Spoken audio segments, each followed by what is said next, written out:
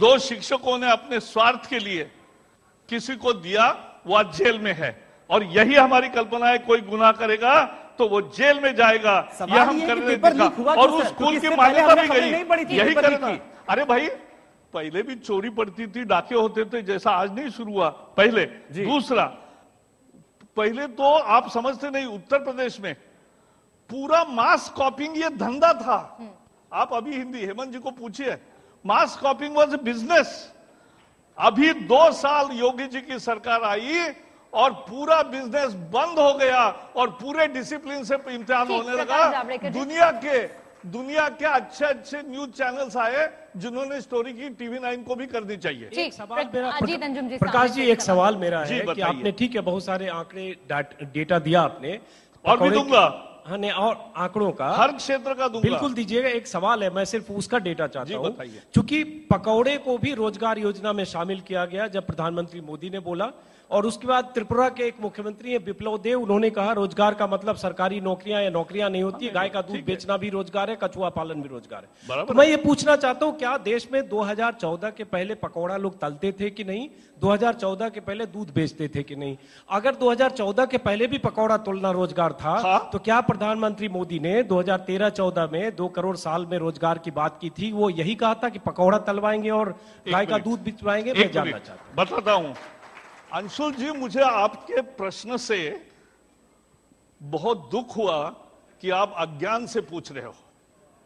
रोजगार, मेहनत से जीवन यापन करने का नाम है रोजगार। किसान अगर खेती करता है तो वो भी रोजगार है।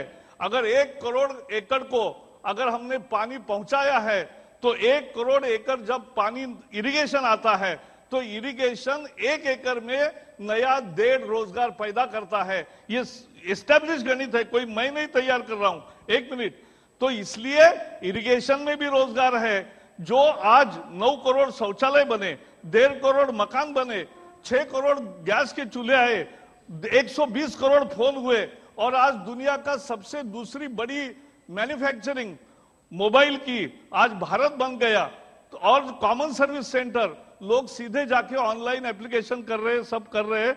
तो उसके जो 3 लाख कॉमन सर्विस सेंटर बने जहां 5-5, 10-10 लोग काम कर रहे हैं, ये भी स्वाभिमान से जीने का रोजगार है। ये राहुल गांधी को पसंद नहीं आएगा क्योंकि उनको बिना रोजगार का पैसा मिलता है। पूर्णिमा, एक काउंटर क्वेश्चन है कि ठीक है ये सब रोजगार है, लेकिन मैं ये कह रहा हूं कि अगर 5 साल में उस हिसाब से 10 करोड़ लोगों को रोजगार मिलने चाहिए थे, मैं वही पूछ रहा हूं।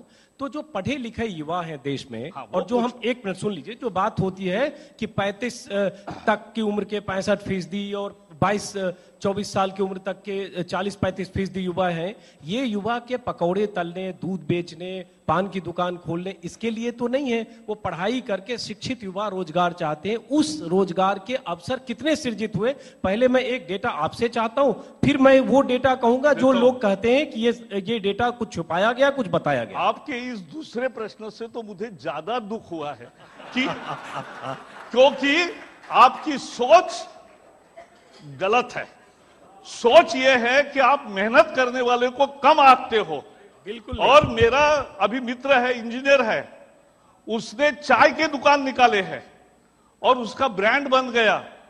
आज हर एक कोई जो नए नए उद्योग करता है, उसको लोग अगर उसी के दृष्टि से देखेंगे तो अभी मेरा एक मित्र बंगलोर में 24 साल का लड़का है, हमारे 3D प्रिंटिंग मालूम है, उसने 5D प्रिंटिंग शुरू किया, खोज निकाला। वो भारत के उद्योगों के पास गया, विश्वविद्यालयों के पास गया, कोई उसको रिस्पांस नहीं दिया। दुनिया के 20 विश्वविद्यालयों ने, तो वो जब मुझे बताने आया तो उसने मुझे एक किताब दी। किताब क्या थी? 63 रिजेक्शंस। 63 रिजेक्शंस। और उसमें स्टोरी ये थी कि मैंने एक खोज किया और वो मैं जगह जगह लेके गया तो कैसे रिजेक्शन किया। ये मानसिकता हमें बदलनी चाहिए। सफेद पोस्ट नोकरी, सोच की बात है। हा व्हिडिओ तुम्हाला आवडला असेल तर असे आणखी व्हिडिओ पाहण्यासाठी TV9चं YouTube चॅनल सबस्क्राइब करा, बेल बटन दाबा, ताज्या घडामोडींसाठी लॉग ऑन करा tv9marathi.com।